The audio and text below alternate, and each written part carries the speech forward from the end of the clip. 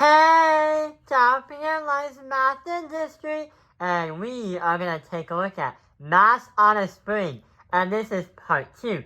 And hey, guess what? I got a new phone, and the camera's not shaky shake anymore.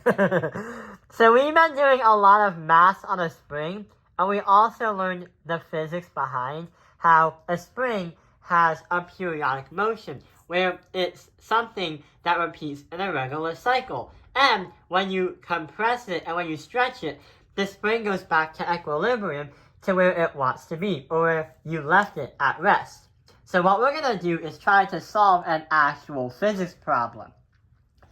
A spring holding a block of wood, which has a mass of 2 kilograms, has a period of 0.742 seconds. What is the spring's constant? So, in the last video, we explained that just like a drag coefficient or a friction coefficient, a spring has its own constant too. We also are going to take a look at this to remind us about, hang on, what is a spring's constant? So, it's Hooke's law. A force exerted by a string or a spring. F represents your spring or your strain force. K represents your constant, where depending on the material of the spring or the string, or depending on the elasticity, it's always going to be different. X represents the distance from rest or equilibrium, meaning that there should be a measured distance from how high you raise the pendulum or how hard you have to stretch or compress that spring. So the equation is F equals Kx, negative Kx. Let's actually start working on the problem. So, what we know already is we know that the block of wood has a mass of 2 kilograms. We're going to put that right there. We also know that the period or time equals 0.742 seconds. We want to know what our K is. We can't use the formula up here because we don't have a T nor we don't have an X. Number 2, we don't have the distance of how compressed that spring is, and we don't understand or we don't have what the K is because we're trying to look for the K.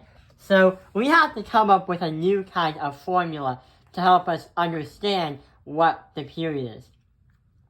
Well, since a spring is a machine that's a periodic motion and it follows and repeats a regular cycle, well, here's what we're going to do.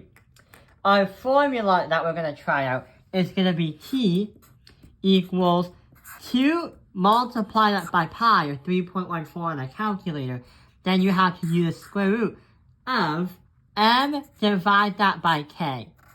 It's kind of the same idea as the pendulum one, because the pendulum is T equals 2 times pi, but you have to use the square root of the length divide that by the period. The G, or represented as the force of gravity. So let's try to use this problem right over here to solve it out. So we have 0.742 equals 2 times pi, then the square root of 2 kilograms, divide that by k. We have to find out what k is. So let's both divide both sides by 2 pi, or 6.28. So, 0.742 divided by 6.28, you get an answer of 0.1181. And that is going to equal the square root of 2 divided by k. 2 as in kilograms, k as the constant we're trying to look for. What we have to do is get k alone. So, we have a square root. What can we do now?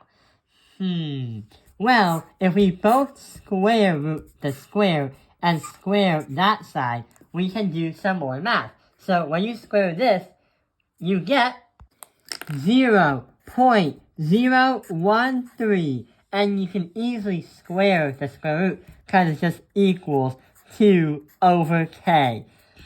To get k alone, instead of dividing, we do vice versa. And we have to multiply both sides by the k. So here's what happens. 2 divide that by 0.013, and that's going to equal your k. That's because we have to do this divided by that and divide by 2 to get k alone. So let's see what happens on a calculator. So 2 divide that by 0.013, and that's going to bring us to, wow, that's really crazy. Looks like we have a really big number, which is actually very, very normal, because most of the time, springs are measured in grams, but in physics, we use kilograms. Therefore, that's why it makes sense to have a really big number right over here. So our final answer, we're going to put it in a circle. It's going to be 153.84 newtons per meter. That's going to be our answer. So yeah, we have solved a problem for springs. That is going to be the spring's constant, and that's going to help us understand for every meter how much newtons is being applied. So I hope this video has helped you understand mass on a spring part 2. Thank you for watching Taoping Airlines Math Industry. Like and subscribe.